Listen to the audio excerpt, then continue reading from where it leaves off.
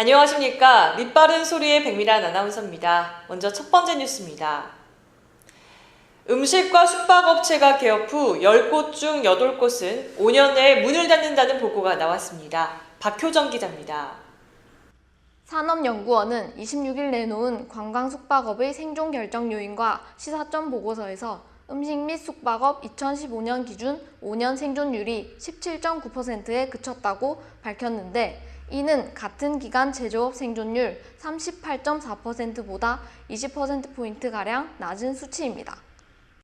1년 생존율은 59.5%로 제조업의 70.1%보다 10.6%포인트 낮았고, 시간이 갈수록 격차가 커지는 모습을 보였습니다. 관광 숙박업체는 호텔, 모텔 등 여관업, 도시 민박이나 펜션 등 대체 숙박시설 형태가 포함된 기타 관광 숙박시설로 구성되며, 종사자가 1명에서 4명인 영세업체가 91.7%로 대부분이고, 이어 5명에서 9명 5.6%, 10명에서 19명 1.4%, 20명에서 49명 0.8%, 10명 이상 0.5% 순이었습니다. 지역별로는 서울과 경기도 등 수도권의 전체 숙박업체의 27.5%가 밀집돼 지역적 편중 현상이 나타났으며, 내국인의 국내 여행 지출 중 숙박비 비중은 2011년 13.8%에서 2015년 17.3%, 전체 관광사업체 매출액 중 관광 숙박업이 차지한 비중은 30.4%에서 35.2%로 늘었습니다.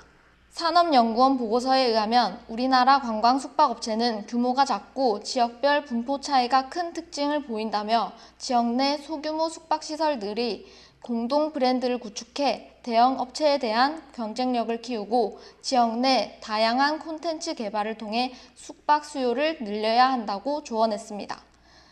시사경남 박효정입니다. 우리나라 최저소득층의 실질소득이 역대 가장 큰 폭으로 감소한 것으로 파악됐습니다. 자세한 내용을 박상민 사회조사 분석사를 통해 알아보겠습니다. 26일 통계청의 가계 동향조사 결과를 분석해보니, 전국 2인 이상 가구를 소득 수준에 따라 5개 분위로 나눴을 때 1분위의 올해 2분기 실질소득은 월 평균 127만 원으로 작년 2분기보다 12만 6천 원이 줄었습니다. 이 계층의 2분기 명목소득액은 132만 5천 원으로 1년 전보다 11만 원 감소했는데, 물가 변동의 영향을 제외한 실질소득은 이보다 더 큰 폭으로 줄어든 것입니다. 실질소득액은 2015년 가치를 기준으로 물가 변동의 영향을 제거해 환산한 금액인데, 전년도 같은 분기 대비 올해 2분기 1분위의 실질소득 감소액은 관련 통계 작성을 시작한 2003년 이후 가장 크게 나타났습니다. 1분위의 월 평균 실질소득은 2분기 기준으로 2011년 이후 7년 만에 가장 낮은 수준으로 떨어졌습니다. 소득 수준이 두 번째로 낮은 계층인 2분위의 올해 2분기 월 평균 실질소득은 268만 5천 원으로 작년 2분기보다 10만 1천 원 줄었으며, 2분위 역시 명목소득 감소폭보다 실질소득 감소폭이 크게 나타났으나, 반면 상위 계층은 실질소득이 늘은 것으로 나타나 양극화 현상이 심화되고 있는 것으로 조사되었습니다. 시사경남 박상민입니다. 남북의 이산가족들은 26일 오전 10시 금강산 이산가족 면회소에서 짧은 2박 3일 일정의 작별 상봉을 하고서 또다시 기약 없는 이별을 약속하고 무거운 발걸음으로 돌아서야만 했습니다.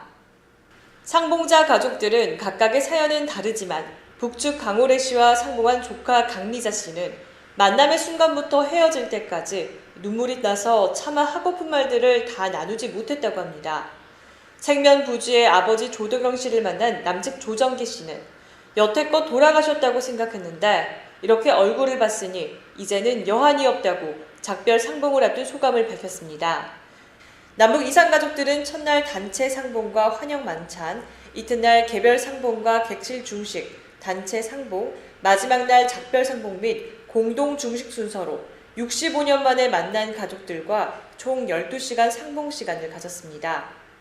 이번 이산가족 상봉은 1차 상봉단이 20에서 22일 금강산에서 북측 가족을 만났고, 24일에서 26일 2차 상봉이 이루어짐으로써 지난 문재인 대통령과 김정은 북한 국무위원장이 4.27 정상회담에서 합의했던 8.15 개개의 이산가족 상봉 행사가 마무리된 것입니다.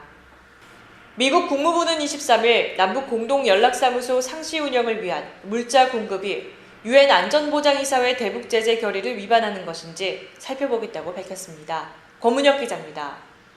헤더 나우트 국무부 대변인은 한국 정부가 공동연락사무소 개설에 석유와 전기를 공급할 예정인 것으로 아는데 유엔 제재 위반인지 아닌지 분명히 들여다보겠다고 밝혔습니다. 나워트 대변인은 문재인 대통령은 남북관계 개선이 북핵 해결과 별개로 진전될 수 없다는 말씀을 했다며 우리는 한국, 일본 동맹국가 많은 것들에 대해 긴밀한 협력과 대화를 하고 있다고 설명했습니다. 우리 정부는 남북연락사무소 상시 운영에 필요한 전기와 물자 공급 등이 유엔 안보리 대북 제재 결의와 미국의 대북 독자 제재에 저촉될 소지를 둘러싼 논란은 아직 정리되지 않고 있는 속에 이달 내에 개소 방침을 세운 것으로 전해졌습니다. 미국은 올해 들어 남북 간 군 통신선 연결, 이산가족 상봉시설, 개보수 등과 관련해 대북 제재 적용을 예외로 인정하는 데 동의했지만 남북연락사무소에 대해서는 아직 확답을 주지 않고 있는 것으로 알려졌습니다. 시사경남 권문혁입니다. 미 공화당의 존 맥케인 상원의원이 25일 오후 4시 28분에 향년 82세 일기로 별세하였다는 소식에 세계의 많은 지도자들의 애도의 물결이 줄을 잇고 있습니다. 상원 군사위원장이기도 한 육선의 맥케인 의원은 공화당 내 영향력 있는 대표적 원로로 의회 내에서 초당파적으로 존경과 인기를 누려온 거물급 인사로 꼽혀왔습니다.